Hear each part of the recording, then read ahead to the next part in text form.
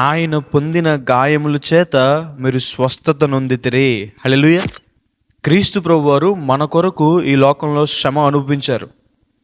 ఆయన చిందించిన రక్తం ద్వారా మనకి పాప క్షమాపణ. ఆయన చిందించిన రక్తం ద్వారా ప్రతి పాపము నుండి పవిత్రులుగా చేయబడతాం. క్రీస్తు ప్రభువారు పొందిన దెబ్బల చేత మనకి స్వస్థత. క్రీస్తు ప్రభువారు 39 కొరడా దెబ్బలు మన కోసం భరించారు. ఆయన జ్వరం మొదలుకొని మరణం వరకు కూడా ప్రతి ఒక్క అనారోగ్యాన్ని ముట్టి స్వస్థపరచగల అధికారం కలిగిన దేవుడు. మనల్ని ధనవంతులుగా చేయాలని క్రీస్తు ప్రభువారు దారిద్ర్యం గుండా వెళ్ళారు. క్రీస్తు ప్రభువారు సకల సంపన్నుడు, శ్రీమంతుడైన దేవుడు. భూమి ఆకాశము దానిలో ఉన్న ప్రతిదీ కూడా దేవుందే అయినప్పటికీ కూడా ఆయన ఈ లోకంలో మన కోసం దారిద్ర్యాన్ని అనుభవించారు. క్రీస్తు ప్రభువారు పుట్టడమే పశువుల పాకలో పుట్టారు.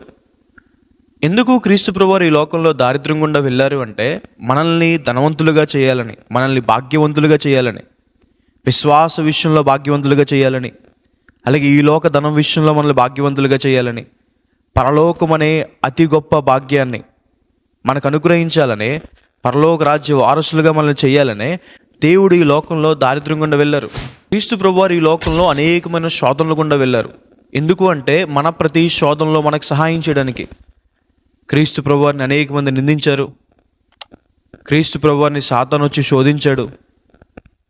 క్రీస్తు ప్రభువారి దగ్గర మేలు పొందిన వారే, అద్భుత కార్యాలు పొందిన వారే క్రీస్తు ప్రభువారిని సిలువ వేసేయమన్నారు. క్రీస్తు ప్రభువారి అపోస్తుల్లో ఒక శిష్యుడైన యూదా ఇస్కరియోతే 30 వెండి నాణాలకి క్రీస్తు ప్రభువుని అప్పగించేశాడు. ఒక మనిషి వెళ్ళే ప్రతి శ్రమ, ప్రతి బాధ, ప్రతి శోధన గుండా క్రీస్తు ప్రభువారు వెళ్ళారు. అందుకే ఆయన మనకి ప్రతి శోధనలో, ప్రతి శ్రమలో మనకి సహాయం చేయగలడు.